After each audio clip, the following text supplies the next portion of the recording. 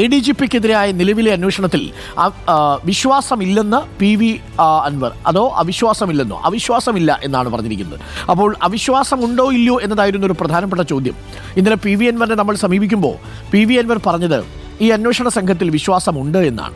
അന്വേഷണം ന്യായമായി തന്നെ മുന്നോട്ട് പോകുന്നുണ്ട്.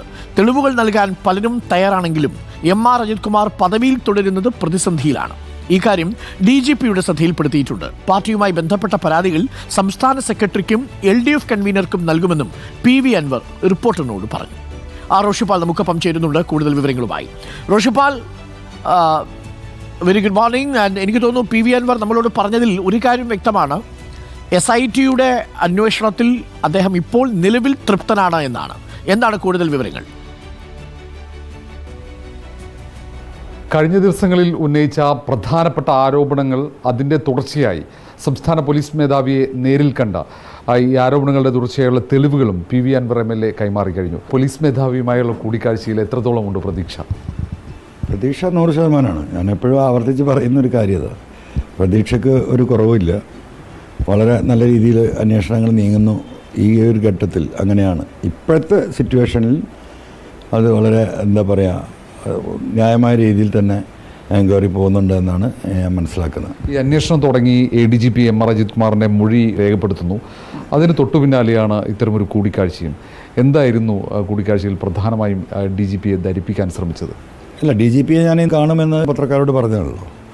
ADGPയുടെ മൊഴി എടുക്കുന്നത് എന്നുള്ള വിവരം വരുമ്പോഴാണ് അറിയുന്നത്. അതും ഇതുമായിട്ട് കോറിലേറ്റ് ചെയ്യേണ്ട ഒരു കാര്യമില്ല. അതായത് കണ്ടതിൻ്റെ ഉദ്ദേശം ഇതുവരെയുള്ള, കാരണം ഇതിൻ്റെ അന്വേഷണ തലവൻ അദ്ദേഹമാണ്, സ്വാഭാവികമായും പരാതിക്കാരൻ ഞാനാണ്.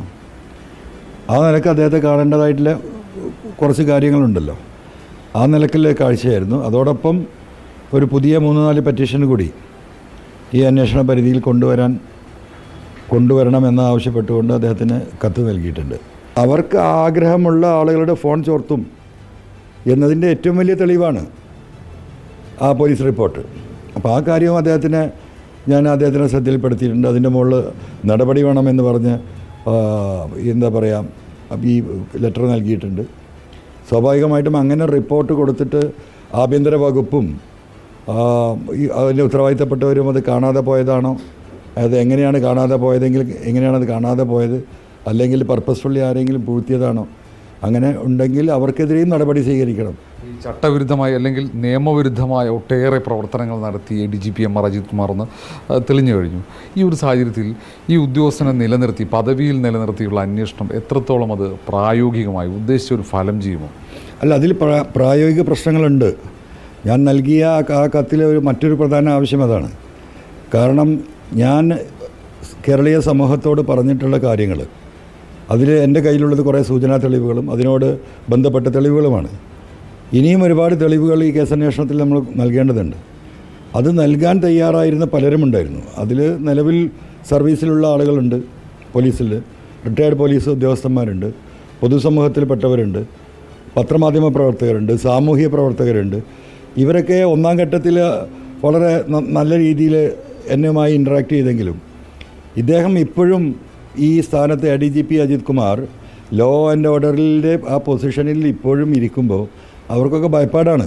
പലരും തുറന്നു പറഞ്ഞു, അദ്ദേഹം ഇങ്ങനെ ഇരുന്നാൽ അദ്ദേഹം വീണ്ടും ഞങ്ങൾക്കൊക്കെ ഈ നാട്ടിൽ ജീവിക്കണ്ടേ, ഞങ്ങൾ ഈ പൊതുസമൂഹത്തിൻ്റെ ഒരു സതുദ്ദേശത്തിന് വേണ്ടിയാണ് നിങ്ങളോട് ഈ കാര്യങ്ങളൊക്കെ പറയുന്നത്. അത് അദ്ദേഹം ആ സീറ്റിലിരിക്കുമ്പോൾ ഞങ്ങൾക്ക് പേടിയാണ്. എനിക്ക് തെളിവ് തരാമെന്ന പല ആളുകളും പിന്മാറിയിട്ടുണ്ട്. ആ കാര്യം ബഹുമാനപ്പെട്ട DGPയെ ഞാൻ ബോധ്യപ്പെടുത്തിയിട്ടുണ്ട്. ബോധ്യപ്പെടുത്തുക മാത്രമല്ല, കൊടുത്ത പരാതിയിൽ ആ കാര്യങ്ങൾ പരിഗണിക്കണം എന്ന് ഞാൻ പറഞ്ഞിട്ടുണ്ട്. കാരണം അദ്ദേഹത്തിൻ്റെ ഒരു സ്വഭാവം വെച്ചിട്ട് മനുഷ്യനെ ഉപദ്രവിക്കുക എന്നത് മൃഗീയമായി ഉപദ്രവിക്കും. അത് എത്രയോ പോലീസുകാർ ഈ സങ്കടങ്ങൾ ഇതിന് മുമ്പും എന്നോട് സൂചിപ്പിച്ചിട്ടുള്ളതാണ്. ഇപ്പോൾ അതിലേറെ പരാതികൾ വരുന്നുണ്ട്. അപ്പോൾ ഒരു മനുഷ്യത്വമില്ലാത്തൊരു വ്യക്തിയാണ്.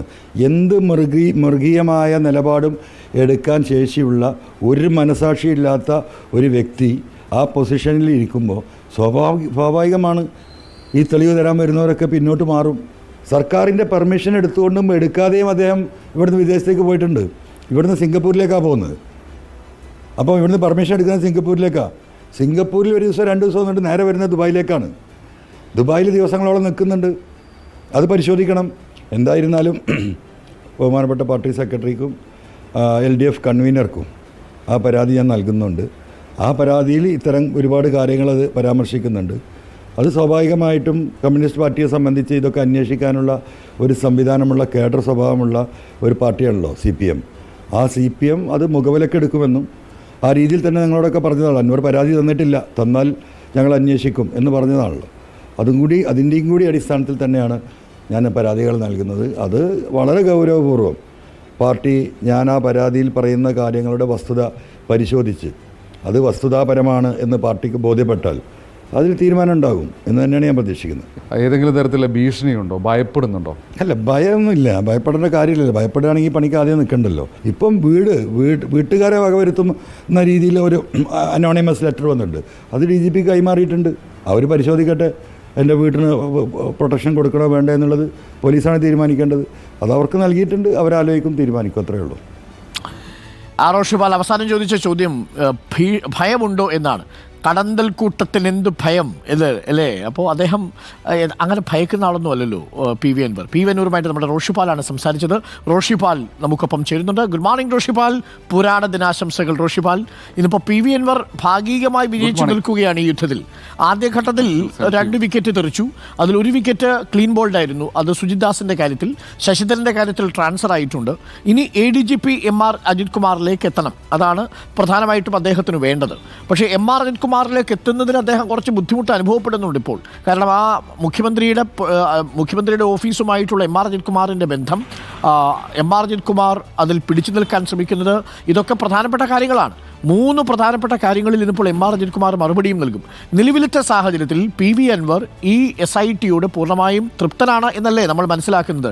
മറ്റു പരാതികൾ ഇപ്പോൾ ഈ ഘട്ടത്തിൽ PV അൻവറിനില്ല അല്ലേ റോഷിപാൽ?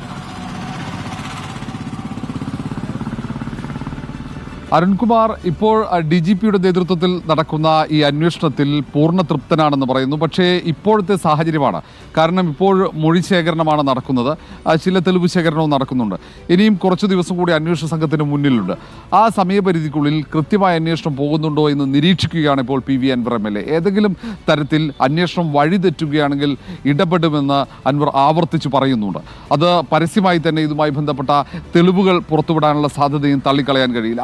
അത്രയേറെ തെളിവുകൾ SP Sujith ദാസിനെതിരെ, ADGP MR Ajith കുമാറിനെതിരെ, VV ബെന്നിക്കെതിരെയും അടക്കം PV അൻവറിന് ലഭിച്ചു കഴിഞ്ഞു. അൻവർ ഈ നമ്മളോട് പറഞ്ഞത് പ്രധാനപ്പെട്ട ഒരു കാര്യം, ഈ ആദ്യ വെളിപ്പെടുത്തലിന് തൊട്ടു പിന്നാലെ തന്നെ ഈ ഓഡിയോ സംഭാഷണം പുറത്തുവിട്ടപ്പോൾ തന്നെ നിരവധി ഭാഗങ്ങളിൽ നിന്നും വിരമിച്ച പോലീസ് ഉദ്യോഗസ്ഥർ, ഇപ്പോൾ സർവീസിലുള്ള പോലീസ് ഉദ്യോഗസ്ഥർ, ജനപ്രതിനിധികളും മാധ്യമപ്രവർത്തകരുമൊക്കെ നിരവധി തെളിവുകൾ കൈമാറിയിട്ടുണ്ട്.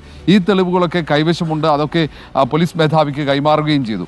ഇനിയും എവിടെയെങ്കിലും അന്വേഷണം വഴിതെറ്റുമ്പോൾ ഈ തെളിവുകൾ അത് പൊതുവിടത്തിലേക്ക് എത്തിക്കാനാണ് PV അൻവർ MLAയുടെ തീരുമാനം. ഏതായാലും അന്വേഷണ ഉദ്യോഗസ്ഥരുടെ നീക്കങ്ങളൊക്കെ ഇപ്പോഴും നിരീക്ഷിക്കുന്നു. പൂർണ്ണ വിശ്വാസമില്ലെങ്കിലും ഇപ്പോഴത്തെ അന്വേഷണത്തിൻ്റെ പോക്കിൽ വിശ്വാസമുണ്ടെന്ന് പറയുന്നു. അതിനപ്പുറത്തേക്ക് കഴിഞ്ഞ ദിവസം ലഭിച്ച ആ ഒരു ഊമക്കത്ത് വധഭീഷണിയാണ്, കുടുംബത്തെ വകവരുത്തുമെന്ന ഭീഷണിയാണ്. അത് സ്വാഭാവികമായി നിയമ നടപടിയുടെ ഭാഗമായി അത് പോലീസ് മേധാവിക്ക് ഏൽപ്പിച്ചു. പോലീസ് സംരക്ഷണം ആവശ്യപ്പെട്ടു. പോലീസ് സംരക്ഷണം നൽകണം എന്ന ആവശ്യമാണ്. അതിൽ തീരുമാനമെടുക്കേണ്ട പോലീസ് മേധാവിയാണെന്ന് പറയുന്നു. ഒന്ന് അൻവർ കൃത്യമായി പറയുന്നുണ്ട്, ഞാൻ നേർക്കുനേർ പോരാട്ടം നടത്തുന്ന വലിയ ശക്തികളാണ്. അവർക്ക് പിന്നിൽ അത് ഇന്ത്യക്ക് പുറത്തടക്കം വലിയ ശക്തികളുണ്ട്. കാരണം മയക്കുമരുന്ന് സംഘമുണ്ട്, സ്വർണ്ണക്കടത്ത് സംഘമുണ്ട്. സ്വാഭാവികമാണ് അവർക്ക് പിന്നിൽ വലിയ ശക്തികൾ. അത് ADGP MR Ajith കുമാറോ SP Sujith ദാസോ മാത്രമായിരിക്കില്ല.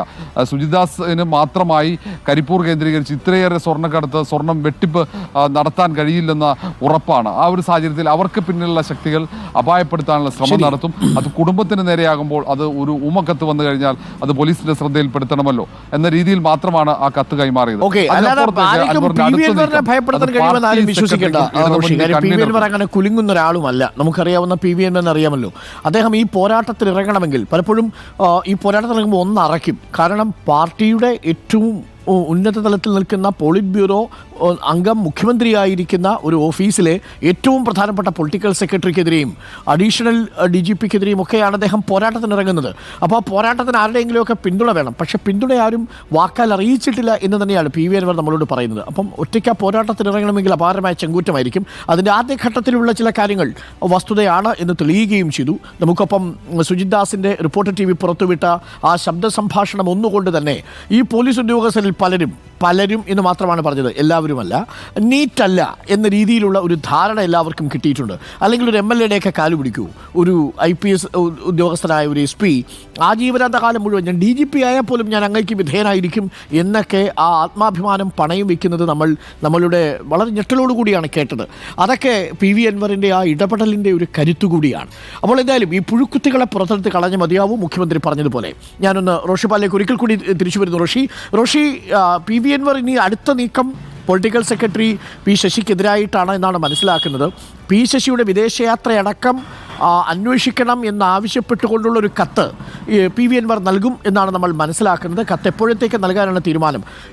തലസ്ഥാനത്ത് നിന്ന് മടങ്ങുന്നതിന് മുമ്പ് കത്ത് നൽകിയായിരിക്കുമോ മടങ്ങുക? കാരണം ഇപ്പോൾ ഡൽഹിയിൽ സീതാറാം യെച്ചൂരിയുടെ ചടങ്ങുകളൊക്കെ ആയതുകൊണ്ട് പാർട്ടി സെക്രട്ടറിയും മുഖ്യമന്ത്രി പിണറായി വിജയനും ഒന്നും തലസ്ഥാനത്തില്ലല്ലോ. അരുൺകുമാർ, ഇന്നലെ തിരുവനന്തപുരത്തേക്ക് PV അൻവർ എത്തുമ്പോൾ DGP കൂടിക്കാഴ്ചയ്ക്ക് തൊട്ടു പിന്നാലെ LDF കൺവീനർ CPM സംസ്ഥാന സെക്രട്ടറി MV ഗോവിന്ദൻ ഇവർക്ക് രണ്ടുപേർക്കും പാർട്ടിയുമായി ബന്ധപ്പെട്ട ഈ വിഷയത്തിലെ ഇടപെടലുകൾ അവരെ അറിയിക്കുക, അത് തെളിവ് സഹിതം അറിയിക്കുക എന്ന ലക്ഷ്യം കൂടി ഉണ്ടായിരുന്നു. ഏതായാലും ഇന്ന് പാർട്ടി സെക്രട്ടറി ദില്ലിയിലേക്ക് പോകും. ഇടതുമുന്നണി കൺവീനർ TP രാമകൃഷ്ണനുണ്ട്. ഏതായാലും PV അൻവറും ഇന്ന് രാത്രി ദില്ലിക്ക് തിരിക്കുമെന്നാണ് അറിയുന്നത്. 2 ദിവസം ദില്ലിയിൽ തുടരുന്നുണ്ട്. ഒരുപക്ഷെ അവിടെ ഈ പൊതുദർശനമൊക്കെ കഴിഞ്ഞ് ഈ യെച്ചൂരിയുടെ മൃതദേഹം എയിംസിന് കൈമാറിക്കഴിഞ്ഞാൽ MV ഗോവിന്ദനുമായി സംസാരിക്കാനുള്ള സാധ്യത തള്ളിക്കളയാൻ കഴിയില്ല. കാരണം മുഖ്യമന്ത്രിയുടെ political secretary P Sasi ADGP MR Ajith കുമാറിനും ഒപ്പം SP സുജിത്ദാസ് അടക്കമുള്ളവർക്കും നൽകുന്ന സംരക്ഷണമുണ്ട്, രാഷ്ട്രീയ സംരക്ഷണം. ആ സംരക്ഷണവുമായി ബന്ധപ്പെട്ട ചില തെളിവുകൾ അത് പാർട്ടി സെക്രട്ടറിക്കും ഇടതുമുന്നണി കൺവീനർക്കും കൈമാറുമെന്നാണ് നമുക്ക് മനസ്സിലാക്കാൻ കഴിയുന്നത്. ആ തെളിവുകളുമായാണ്, അതുമായി ബന്ധപ്പെട്ട വലിയൊരു പരാതിയുമായാണ് PV അൻവർ തലസ്ഥാനത്തേക്ക് നിലമ്പൂരിൽ നിന്നും അതുകൊണ്ട് ഈ പരാതികളൊക്കെ കൈമാറി മുഖ്യമന്ത്രിയുടെ പൊളിറ്റിക്കൽ സെക്രട്ടറി P ശശിക്കെതിരായിട്ടുള്ള പരാതി എഴുതി നൽകും എന്നാണ് നമ്മൾ മനസ്സിലാക്കുന്നത്. സീതാറാം യെച്ചൂരിയുടെ ചടങ്ങുകൾക്കായി PV അൻവറും ഡൽഹിയിലേക്ക് എത്തുന്നുണ്ട്. മുഖ്യമന്ത്രി, പോളിറ്റ് ബ്യൂറോ അംഗങ്ങൾ എല്ലാവരും, പാർട്ടി സെക്രട്ടറി അടക്കം ഇപ്പോൾ ഡൽഹിയിലുണ്ട്.